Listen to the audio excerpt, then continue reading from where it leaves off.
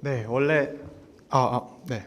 원래 제 오프닝은 오늘 날씨가 많이 덥죠? 오늘 뭐 기온이 29도라서 이런 얘기를 하려고 했는데 비가 오는 바람에 제 인트로부터 약간 그랬어요. 아무튼 이런 여름에는 좀 이런 후덥지근한 날씨가 계속이 되죠. 그럴 때는 우리 몸에 열이 납니다. 덥죠?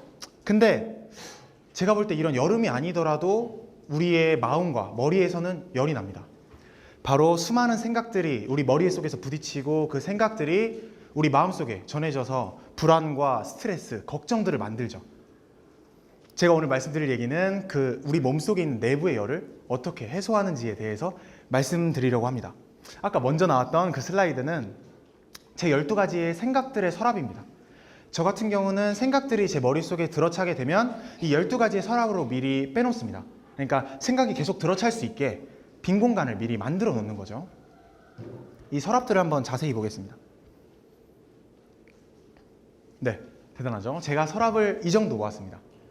이렇게 서랍을 모아놓게 되면 제 머릿속에 과부하도 안 걸릴 뿐만 아니라 일순간 제가 이 12개의 서랍을 쏟아놓기만 하면 제 뇌는 순간적으로 12배의 성능을 발휘할 수도 있더라고요. 네, 이렇게 제가 4년 동안 모았던 양이 총 16만 단어와 68만 자 A4 용지로 400장 정도가 되더라고요. 제가 순수하게 타이핑한 것만. 이렇게 쌓인 자료들은 지금 여기 서 있는 안민우라는 사람이 됩니다. 정식으로 소개해 드릴게요. 저는 대학생은 아니지만 대학생 연사 자리에 있고 20대 후반처럼 보이지만 23살인 청년 안민우입니다. 네, 반갑습니다. 네, 저는 작은 보드게임 출판회사를 꾸려나가고 있어요.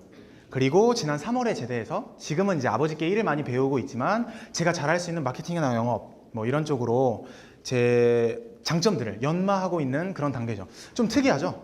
근데 더 특이한 건 여기 있는 저는 왜 68만 자나 되는 거를 어떻게 모으고 있느냐는 겁니다. 그래서 우리가 흔히 쓰는 말 있죠. 저는 메모를 통해서 모읍니다. 제가 그래서 오늘 말씀드릴 내용도 메모고요. 지금 뭐 하시면 좋을 것도 메모입니다. 네.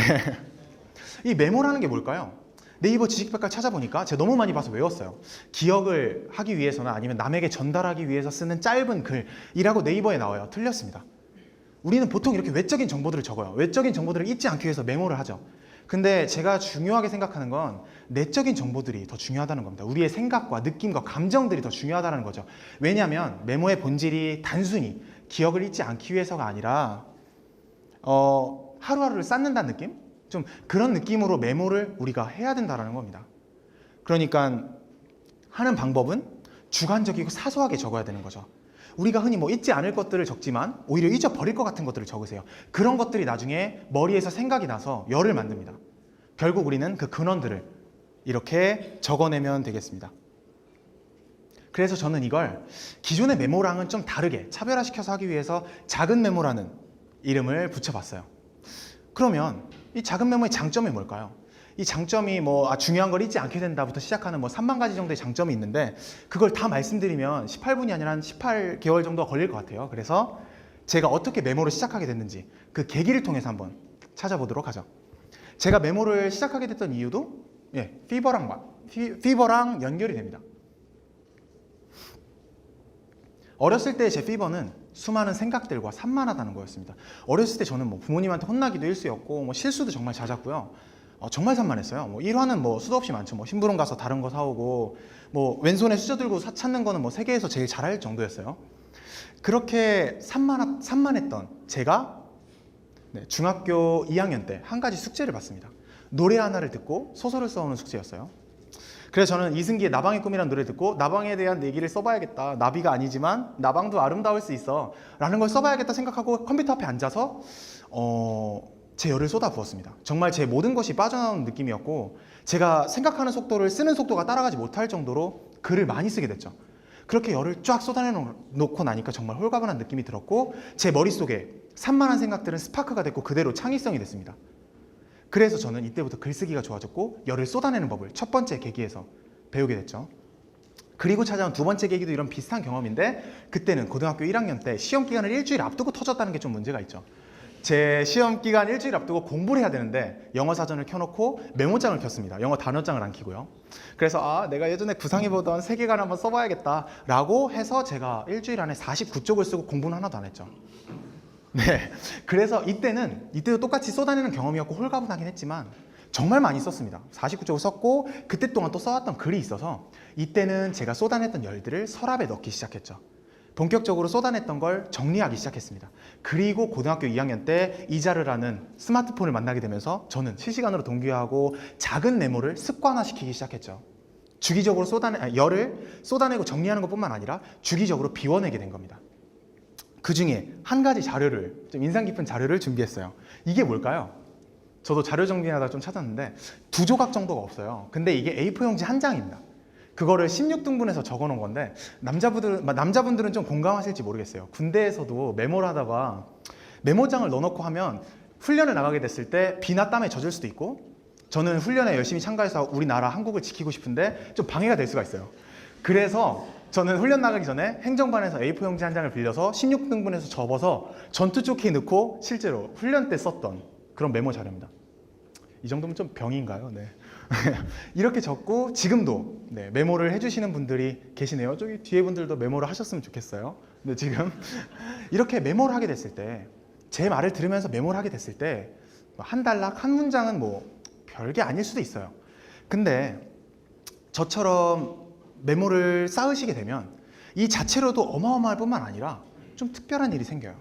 제가 걸어왔던 길을 보고 제 성장치가 눈에 보이게 되면서 지금의 저는 열정을 얻긴 정말 쉬워졌어요. 반면 좌절하긴 정말 어려워졌죠. 좀 아쉬워요. 저는 좌절하는 걸 진짜 세계에서 누구보다 잘할 수 있는데 좀 그렇게 어려워졌다는 게, 심지어 잘했어요. 좌절하는 건. 제가 한 가지 예를 들어 드릴게요. 왜 제가 좌절할 수가 없었냐면 저는 메모를 통해서 스스로 힐링과 치유를 할 수 있었어요. 때는 2012년으로 거슬러 올라갑니다. 아직도 믿지 않으시는 분이 있을까 말씀드리는 건데 불과 3년 전이에요. 전 23살이니까요. 네, 고등학교를 졸업하고 대학 입시와 보드게임 사업을 놓고 갈등했을 때 어떻게 보면 입시 시즌은 점점 끝나가고 저는 떠밀리다시피 해서 보드게임 사업을 선택하게 됐던 것 같아요. 그 마음은 20살 말까지 제 마음을 붙잡고 있었죠. 제 자신감은 폭락했고 모든 자격지심은 날이 갈수록 증가했죠. 전 그때 해보고 싶은 거 다 해보고 뭐 좋은 책도 읽고 사람들에게 조언, 멘토분들한테 조언도 듣고 심지어 유럽 여행까지 다녀왔어요. 근데 제 마음은 치유될 수가 없었죠. 어느 때와 같이 그런 불안감 때문에 아버지께 화를 내고 방 안으로 들어가서 문득 심심하니까 자료 정리나 해야지 하고 정독했던 게 바로 이 17장 정도 되는 메모 파일이었습니다. 나라는 이름의 메모 파일이었죠. 이게 없었으면 전 여기 서 있지 못했을 수도 있습니다. 계속 자격지심에 빠져 살았겠죠. 전 아무것도 가진 게 없으니까요. 이걸 읽는 내내 제 자신감이 채워지는 게 눈에 보여졌고 수백 명의 제가 저하고 얘기를 해줬습니다. 저에게 조언을 해줬죠. 그 자세한 텍스트들을 준비했습니다. 뭐 이렇게 저에 대해서 뭐 조언해줬던 것들, 뭐 꿈은 크게, 노력도 크게 해라, 뭐 이런 것들도 있었고, 제가 어떤 걸 저에게 찾아왔던 일들 중에 어떤 걸 배웠고, 어떤 걸 느끼고, 어떤 게 저를 만들었는지, 그런 것들이 다 써 있었죠.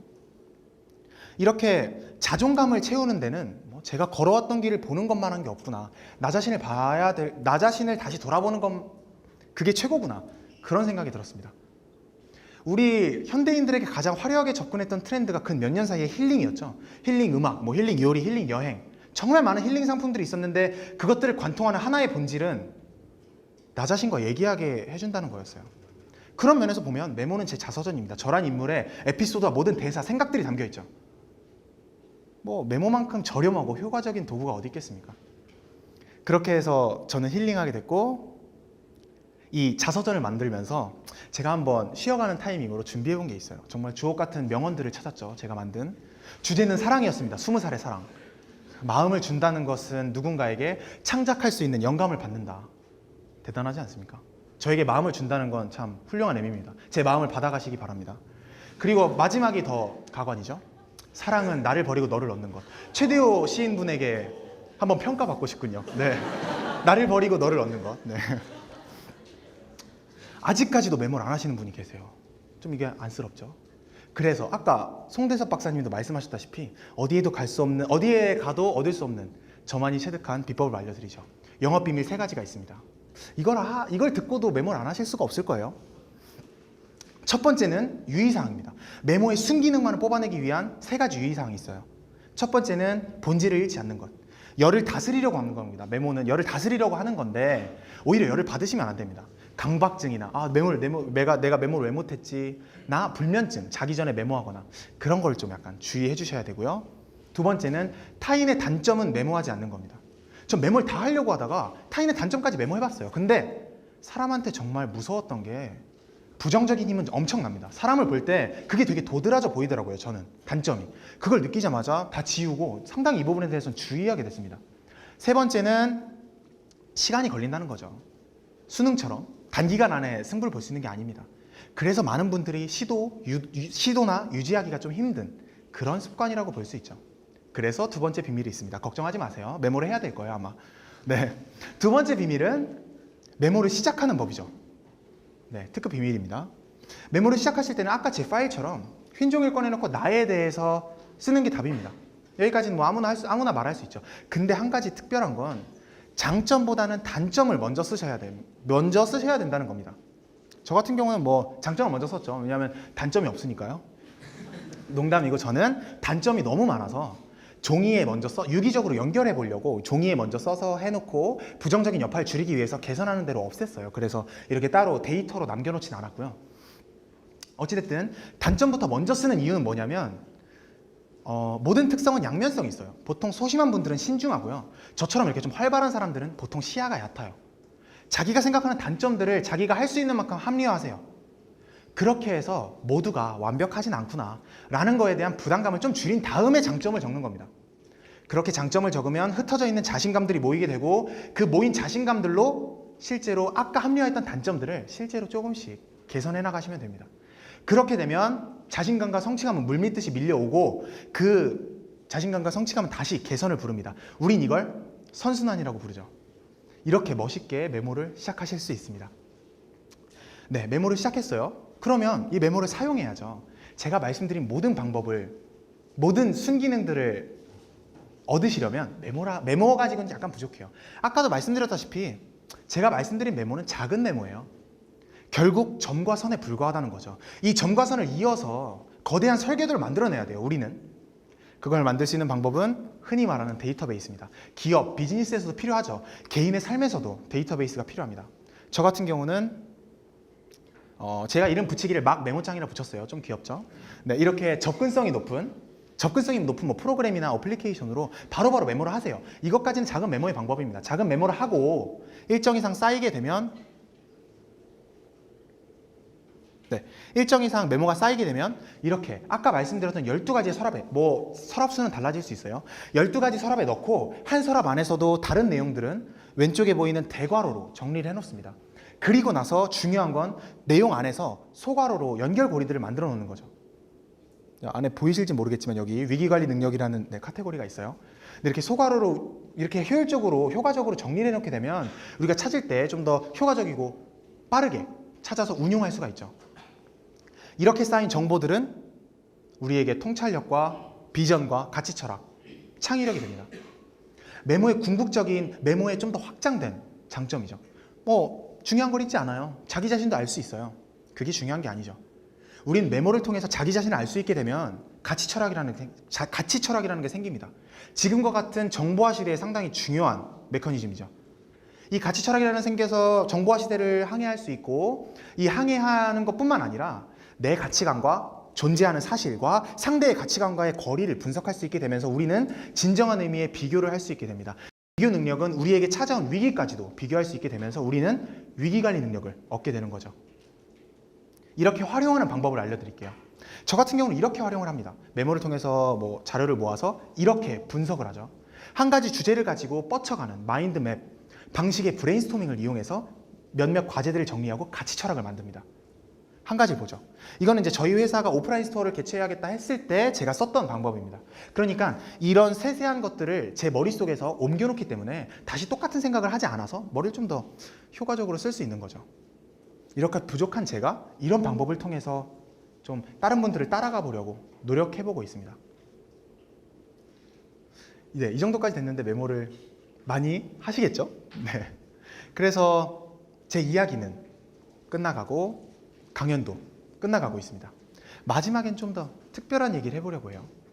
열을 다스리기 위해 했던 메모를 통해서 저는 시간과 인연을 맺게 됐어요. 시간은 이렇게 통통 튀죠. 우리가 뭐 종잡을 수 없고 잡아놓을 수가 없어요. 시간이 왜 중요할까요? 저희는 왜 시간을 중시해서 생각을 하고 있을까요?